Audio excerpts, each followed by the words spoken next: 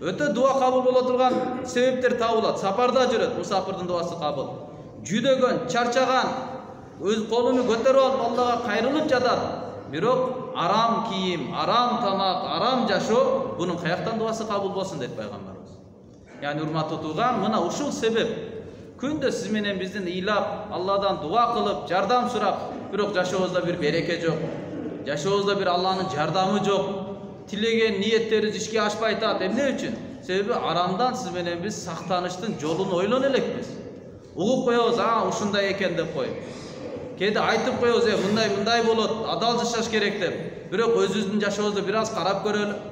Ар бир адам өзүнүн жашоосундагы кылып жаткан жумушунун илимини билип так кылуу фарзы айн, мойнундагы жоопкерчилик.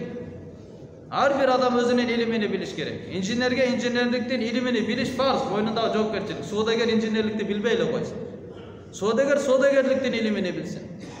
Ар бир адам өзүнүн жашоосуна такташ керек. Ушул шариатка бул дал келип атабы же дал келбей эле. 24 саат жашоосундан 8 саат, 10 саат жумушка кетип атат. Арамда жүрөт. Кыямат күнү жашоону тартканда дагы арам 28 саат, 10 саат жашооңуз арам менен кыймылдап жүрөсүз. Андан аркы келип аткан тамак ашы, акчасы, башка нерселер булардын кесепети. Ошондон урматтуу тууган, ар бир инсан өзүнүн жашоосуну шариатка биринчи тактап алыш керек.